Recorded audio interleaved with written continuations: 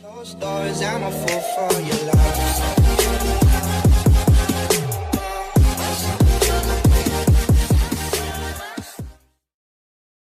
Hello Mindsters! Kumusta ang lahat? Tayo naman ay nagbalik para sa Kabanata 5 ng El Filibusterismo at ito ay pinamagatang Noche Buena ng isang kutsero. So ang Noche Buena ay magaganap sa tuwing Disyembre 24.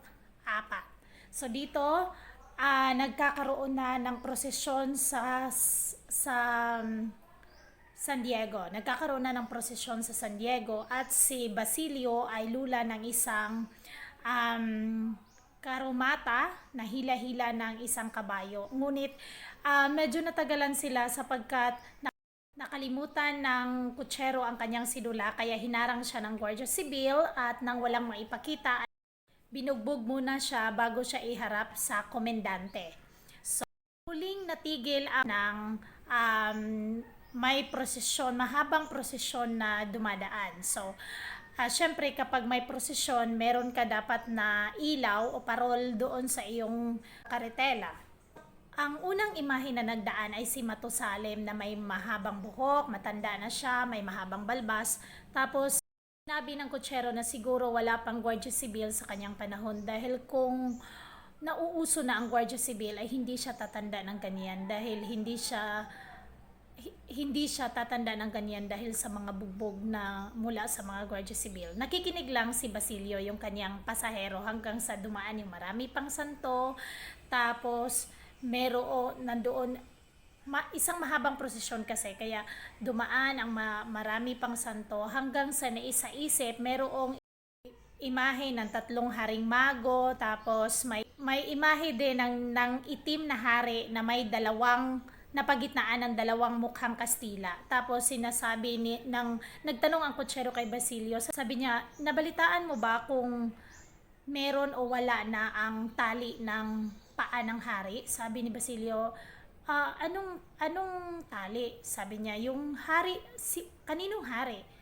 Hari nating mga Pilipino. Kasi meron kasi mga kwento-kwento na ang hari ng mga Indio ay nakakulong at nakagapos sa kuweba ng San Mateo. At umano, bawat 100 taon ay isang tanikala din yung nalalagot. So yun yung pinaniniwalaan nila. At ngayon daw, nakawala na yung kamay ng hari at ang kaliwang paa nito. So kanang paa na lang yung natitira. Tapos sabi niya na ayon sa kwento, kapag tuluyan na daw nalagot yung mga tali ng haring nakakulong, ay makakalaya na ang Pilipinas. So, kwento-kwento lang yun, pero pinaniniwalaan na maraming Indio. Tapos, naisip ng kutsero na kung halimbawa darating ang araw na makakawala ang hari at tayo ay or ang mga Indio ay makakalaya, ibibigay ko sa kanya ang aking kabayo. So kumbaga, paglilingkuran niya, lahat ng kabuhayan niya, lahat ng kung ano ang meron siyang itinuturing niyang kayamanan, ay ibibigay niya sa kung sino man ang makapagliligtas sa mga Indio sa panahon ng pananakop ng mga Kastila. So yun, habang ang kutsero ay abalang-abala sa pinanood niyang parada ng mga santo at si Basilio ay nagmumuni-muni din kaugnay sa mga alaala niya sa San Diego, ay nakatakbo na sila ng isang kawal ang sumigaw sa kanila ng alto. Alto, ang ibig sabihin po niyan, isa po yung Kastila na salita, ang ibig sabihin po niyan ay hinto.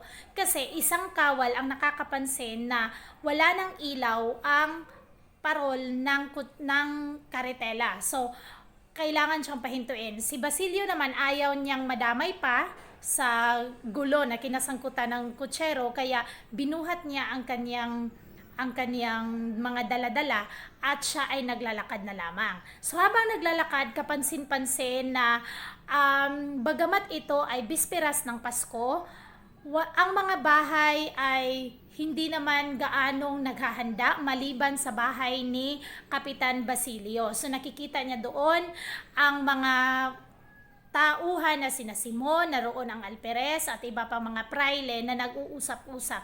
At narinig niya na sinabi ni Kapitan Basilio na sila daw ay pupunta sa Tiani upang tingnan ang mga alahas ni Simon. At narinig din niya na sinabi ng Alperes na gusto sana niyang pupunta, kaya lang ay may gagawin siya, kaya kung maaari daw sana ay itingin siya ni Kapitan Basilio. At sila ay magtutuos pagkatapos. Kunyari nagbibigay ito ng pera pero hindi naman tinanggap ni Kapitan Basilio. Kasi naisip ni Kapitan Basilio ay meron siyang makukuha mula sa pabor na ibibigay niya sa Alperes. Ayaw niya na guluhin ng Alperes ang kanyang mga tauhan. So parang ganun. Sinabi naman ng kura na siya daw ay nangangailangan din ng paris ng hikaw, na sana kung maaari ipakisuyo din niya kay Kapitan Basilio upang siyang bibili para sa kanya at pagkatapos ay magtutuos na lamang siya. Ngunit sinabi ng Kapitan Basilio na walang problema, ako ang bahala sa paris ng hikaw na yon, kasi naisip niya na baka mas malaking perwisyo pa ang maaaring ibigay ng kura sa kanya kaysa sa halaga ng hikaw na ibibigay niya sa kura. So parang gano'n, na kumbaga meron, alam nyo na, yung ibig sabihin nito, yung baga pagbibigay ng pabor pero nag-aantay din ng kapalit. So ito ay wala man siyang direktang kapalit pero may hinahangad na ayaw mapirwisyo sa mga darating na araw. So yun, ni Basilio na nakakagulat itong si Simon kasi parang nakakapagtaka, nakakagulat, parang marami siyang pumapasok sa kanyang isipan hinggil sa paraan ng pagninegosyo ni Simon. Sa bahay ni Kapitan Tiago ay nag-aantay siya na balitaan siya ng katiwala doon hinggil sa mga pangyayari. Pero wala itong ibang ibinalita sa kanya kundi yung may kalabaw na namatay, pagkakulong ng dalawang manggagawa at napipintong ipapatapon yung isa. Sinabi niya sa katiwala, wala ka na bang ibang maibabalita? Wala na bang bago? Palagi na labang ganyan? Parang ganon. Tapos sabi niya, may isa pang matanda na namatay. So parang ano na si Basilio, ano pang ibabalita mo sa akin? Tapos yun na, yung ibinabalita niya. At meron pa, yung pagkadakip ni Kabisang Tales. So nung narinig ni Basilio yung dinakip si Kabisang Tales ay natahimik na siya at tuluyan na siyang nawalang ganang kumain. At yan ang pagtatapos ng Kabanata 5. Ngayon ay dadako tayo sa pagsusuri. Pinapakita sa kabanatang ito na Paskong Pasko man, dapat magsasaya ang mga Pilipino, ngunit malungkot ang Pasko ng Pilipino sa panahong iyon. Iilang bahay lang ang nagsaya, yung mga bahay na siyang namumuno sa lugar, katulad ni Kapitan Basilio. Pangalawa, ang pagkakabugbog ng kutsero.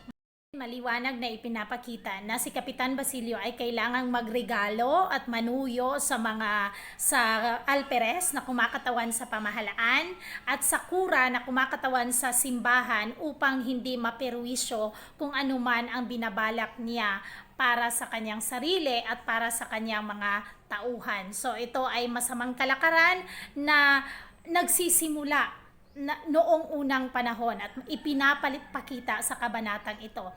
Next is ang pagtitiwala ng mga Pilipino na merong isang hari na nakagapo, si Bernardo Carpio, na nakagapo sa panahong iyon, na sa bawat 100 taon ay nasisilip ang pag-asang tuluyang makalaya ang mga Pilipino. Alalahanin natin na tayo ay sinakop sa loob ng 300, mahigit 300. So, sa panahon na isinulat ni Dr. Jose Rizal, may naaaninag siyang pag-asa para sa susunod na henerasyon na makakalaya din tayo. Hindi pa ngayon, pero alam niya na sa pamamagitan ng makabagong kabataan na darating, makakalaya ng tuluyan ang mga Pilipino. Ayan. Sana may natutunan po kayo. Maraming salamat at huwag kalimutang mag-subscribe, mag-like at mag-share.